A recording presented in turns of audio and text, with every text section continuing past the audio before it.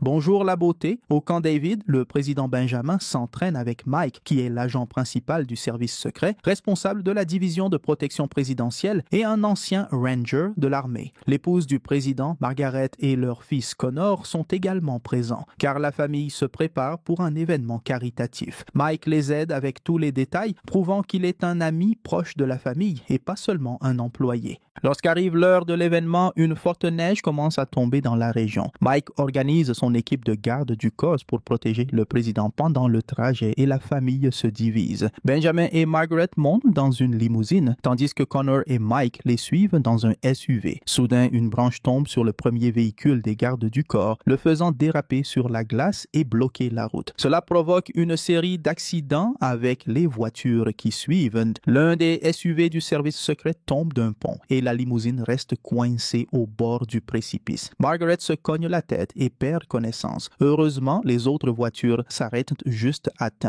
Mike et les autres gardes du corps courent pour alourdir l'arrière de la limousine, donnant à Mike l'occasion d'ouvrir la porte. Benjamin lui dit que la ceinture de sécurité de Margaret est bloquée et les gardes du corps tentent d'ouvrir l'autre porte, mais elle est coincée. Le président refuse de sortir sans sa femme, mais la voiture est sur le point de tomber. Mike coupe la ceinture de Benjamin avec un couteau et le tire hors du véhicule. La limousine tombe alors du pont, tuant Margaret et le chauffeur. 18 mois plus tard, Mike est toujours hanté par sa culpabilité. Il ne socialise pas beaucoup, ce qui frustre sa femme. Mike travaille désormais au département du Trésor, ayant été retiré de l'équipe de sécurité présidentielle. La directrice du service secret, Lynn, lui explique que Benjamin ne le blâme pas pour son choix. Il l'a écarté parce que sa présence lui rappelait la mort de sa femme. Pendant ce temps, Benjamin est convoqué à une réunion importante. Tous ses conseillers s'inquiètent des tensions entre la Corée du Nord et la Corée du Sud, et Benjamin veut éviter une guerre. Il accepte donc de rencontrer le premier ministre sud-coréen, Lee. Des véhicules de sécurité supplémentaires se regroupent autour de la Maison Blanche pour l'arrivée du ministre, et Lee amène également ses propres hommes, y compris un ancien agent secret américain, Dave. Au même moment, un grand avion armé est repéré près de la Virginie du Nord, et deux avions de chasse l'entourent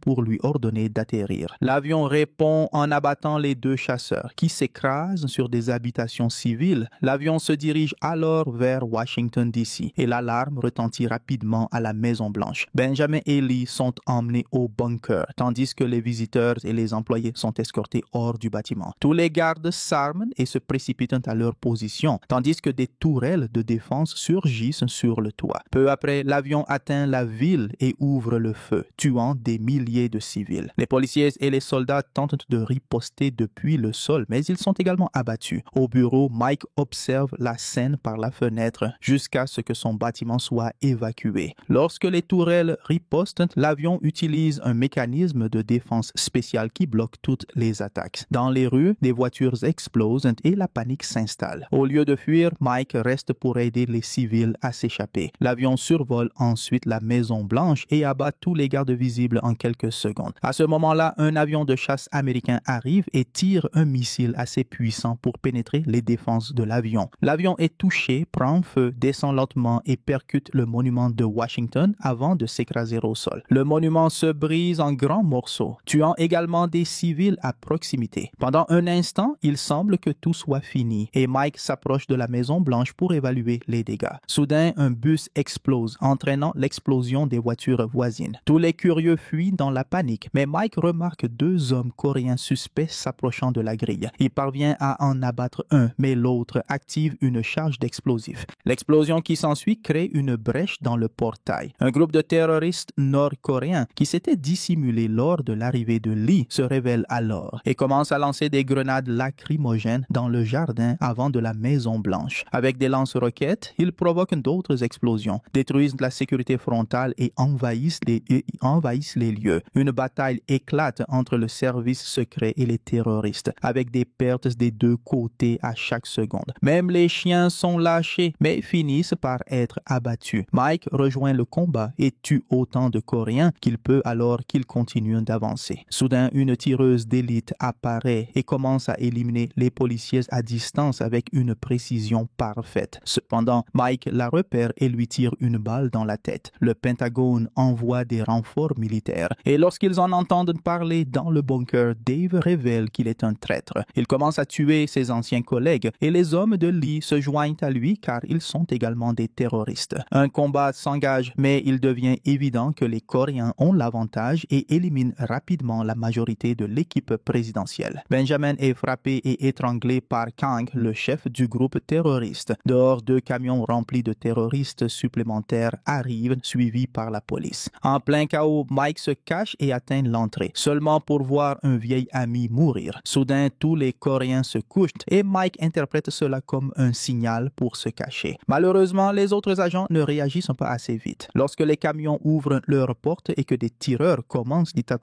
à tirer, la plupart des agents et policiers sont rapidement abattus. Les quelques survivants retournent à l'intérieur et ferment les portes, mais les Coréens les font exploser avec un autre missile. Mike court également à l'intérieur et voit 2 agents se faire tuer juste devant lui. Sans avoir le temps de pleurer, il court se cacher avant que les Coréens n'envahissent le bâtiment. Les terroristes apportent même un autre camion rempli d'armes lourdes pour leur opération. Dans le bunker, un pirate informatique coréen prend le contrôle des ordinateurs et active le verrouillage externe. Des échanges de tirs ont lieu dans plusieurs couloirs alors que les terroristes vérifient chaque pièce et chaque recoin pour éliminer tous les gardes jusqu'à ce qu'il n'en reste aucun. Au Pentagone, ils perdent contact avec le service secret et réalisent que la Maison-Blanche a été prise. Peu après, l'armée encercle le bâtiment, mais elle ne peut pas entrer à cause du verrouillage. Des journalistes arrivent également sur place, diffusant la nouvelle et inquiétant tout le pays. Soudain, le Pentagone reçoit un appel vidéo depuis le bunker de la Maison-Blanche et regarde horrifié Lee se faire exécuter à l'écran. Les terroristes menacent ensuite de tuer Benjamin si les soldats ne se retirent pas. Le Pentagone n'a d'autre choix que d'obéir. Une fois l'appel terminé, Dave ordonne à Benjamin de lever les mains. Quand Benjamin refuse, un membre de son équipe est exécuté sur le champ, ce qui pousse Benjamin à coopérer pour éviter un autre meurtre. Ses mains sont alors attachées à une rampe d'escalier. Sur le toit, les terroristes retirent le drapeau américain et envoient un drone. Pendant ce temps, Mike se faufile dans les couloirs et trouve les corps de ses anciens collègues partout. Une fois les lumières éteintes, Mike envahit la salle de contrôle et tue rapidement le garde coréen en le poignardant plusieurs fois. Mike récupère l'arme du garde et découvre, furieux, une photo de Connor parmi les effets personnels de l'homme. Il utilise ensuite un mot de passe confidentiel pour accéder à un coffre et en sort un dispositif qu'il connecte à l'ordinateur. Grâce à son empreinte digitale, Mike active un protocole spécial qui désactive le système et bloque également le pirate informatique. De retour au bunker, Kang explique à Benjamin qu'il ne cherche pas les codes de lancement nucléaire. Il veut mettre fin à la guerre civile qui divise son pays et aider les civils pris au piège. Dave exprime son soutien, ce qui pousse Benjamin à lui donner un coup de tête pour sa trahison, mais Kang l'empêche d'aller plus loin. À la place, il rappelle à ses hommes de retrouver Connor. Quelques minutes plus tard, Mike arrive au bureau ovale et utilise son code pour ouvrir un autre coffre où il trouve un téléphone d'urgence. Il appelle immédiatement le Pentagone où le président de la Chambre, Alan, a assumé le rôle de président par intérim. Les militaires hésitent à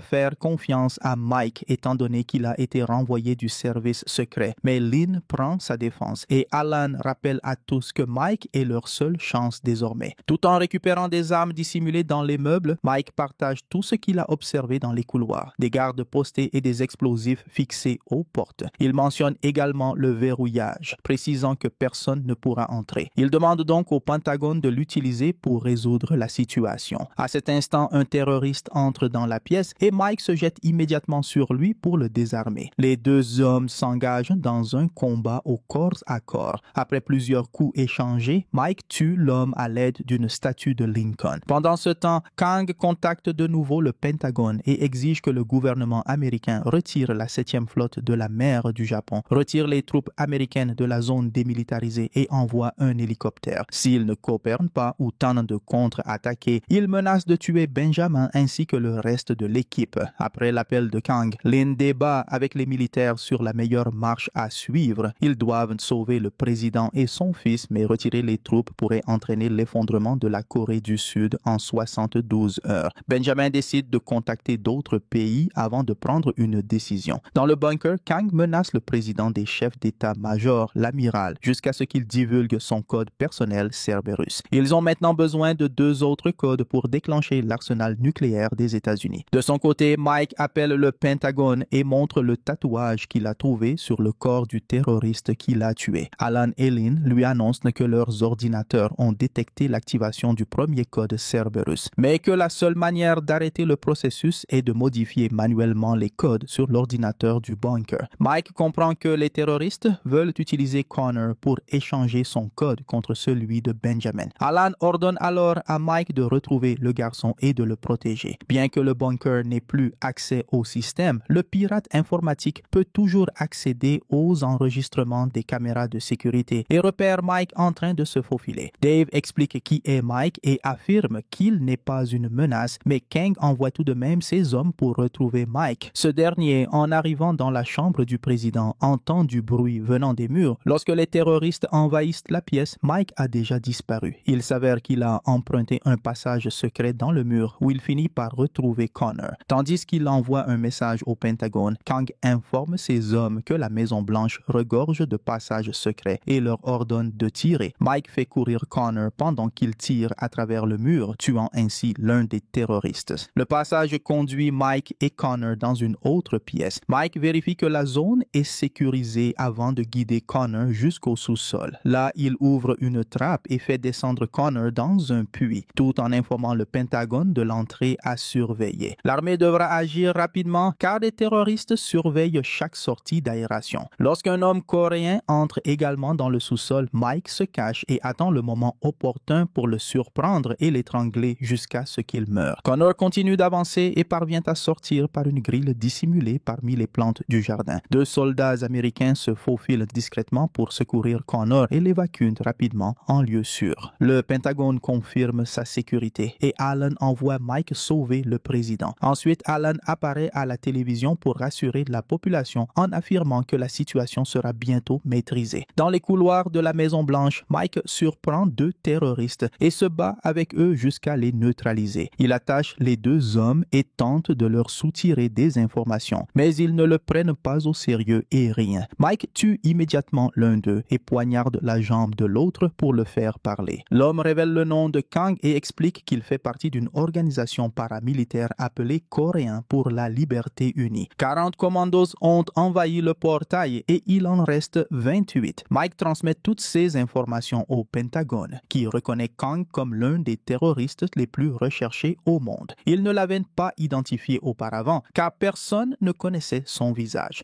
Le père de Kang a été exécuté pour des crimes contre la Corée du Nord et sa mère a été tuée par une mine terrestre américaine, ce qui explique pourquoi il cherche à se venger des 2 pays. C'est Kang qui a orchestré l'attentat contre l'ambassade britannique à Séoul. L'armée américaine veut lancer une attaque, mais Lin souligne qu'ils ne peuvent rien faire face au verrouillage rigide de la Maison-Blanche. Mike est d'accord et les convainc de le laisser effectuer une mission de reconnaissance. Pendant que les terroristes installent plusieurs explosifs sur les murs, Mike explore les couloirs. Soudain, la voix de Kang retentit sur son téléphone, se moquant de Mike pour avoir laissé Margaret mourir et être en train de faire de même avec Benjamin. Quand Mike lui dit qu'il a sauvé Connor, Kang menace de faire du mal à sa femme. Mike coupe la communication et Kang envoie Dave à sa poursuite. Kang commence alors à frapper la secrétaire à la défense, qui refuse de révéler son code. Benjamin, ne supportant plus cette cruauté, lui ordonne de donner le code, promettant qu'ils n'auront jamais le dernier. La secrétaire finit par révéler le numéro que les terroristes entrent dans l'ordinateur. Ce code est détecté par le Pentagone. En bas, Mike sursaute en voyant une ombre et la pousse contre le mur, mais s'arrête lorsqu'il réalise que c'est Dave, ignorant encore la vérité. Dave fait semblant d'être toujours du côté américain, mais au cours de leur discussion, il mentionne le nom de Kang, un détail qu'il n'aurait pas dû connaître. Mike devient immédiatement méfiant et Dave le frappe. Un autre combat éclate, les 2 hommes roulant au sol jusqu'à ce que Dave parvienne à désarmer Mike. Dave tente alors de l'attaquer avec un couteau, mais Mike est plus rapide et plus fort. Il bloque toutes les attaques masque et finit par poignarder Dave avec sa propre arme. Après lui avoir donné un coup de pied au visage, Mike lui demande des explications. Dave avoue s'être égaré. Mike lui offre une rédemption en lui tendant son téléphone pour qu'il appelle Kang et prétende avoir tué Mike. Dave accepte et peut ainsi mourir en paix. Mike met fin à ses souffrances. Après cela, Alan informe Mike qu'il n'y a plus assez de temps pour stopper les missiles nucléaires et qu'ils envoient plusieurs avions pour une frappe aérienne. La hackeuse repère les avions sur son radar et les gardes à l'étage inférieur reçoivent l'ordre de préparer les armes lourdes. Mike se glisse dans la salle de stockage et découvre que les Coréens possèdent l'Hydra 6, une arme de nouvelle génération censée appartenir aux Américains. Cependant, les responsables militaires refusent toujours d'annuler l'attaque aérienne. Des terroristes entrent dans la salle de stockage et Mike commence à leur tirer dessus tout en gardant un œil sur l'Hydra 6. Malheureusement, il n'est pas assez rapide et l'arme est activée. L'Hydra 6 tire sur un hélicoptère, le faisant s'écraser. Les autres avions effectuent des manœuvres d'évitement et tirent sur le toit de la Maison Blanche pour tenter de neutraliser les gardes qui s'y trouvent. Les hélicoptères américains ne sont pas assez rapides et plusieurs soldats sont abattus en plein vol. À l'intérieur de la Maison Blanche, Mike parvient finalement à éliminer le dernier garde et monte à l'étage supérieur après avoir récupéré un lance-roquettes. Pendant ce temps, l'Hydra 6 abat un autre hélicoptère qui s'écrase également. Il ne reste que 2 hélicoptères et Alan veut annuler l'opération. Mais il est trop tard car ces derniers sont aussi détruits. Mike atteint le toit et tire une roquette sur l'Hydra 6, le faisant exploser. Il tente ensuite de fuir mais tombe dans un trou, tandis que le dernier hélicoptère s'écrase sur la Maison Blanche, provoquant une énorme explosion et d'importants dégâts au bâtiment. Par la suite, Kang appelle le Pentagone et exécute le vice-président en représailles à l'attaque aérienne. Il menace ensuite de tuer Benjamin si le Pentagone ne se plie pas à ses exigences, leur donnant 60 minutes pour décider. Alan contacte Mike pour l'informer qu'il s'apprête à retirer les troupes, mais Mike le convainc que ce serait une terrible erreur. Alan lui accorde alors 30 minutes pour régler la situation avant de donner l'ordre. Avant de partir, Mike appelle sa femme pour la rassurer. Ensuite, il contacte Kang pour lui dire qu'il va échouer avant de bloquer le système de communication du bunker. Un Kang furieux et ses hommes amènent la secrétaire à la porte principale et la forcent à sortir. Kang se prépare à l'exécuter devant les caméras. Mais à ce moment-là, Mike, caché, tire sur l'un des terroristes, distrayant le groupe. Tandis que tous les hommes tentent de riposter, la secrétaire court en avant et est secourue par l'armée. Mike continue d'éliminer les terroristes,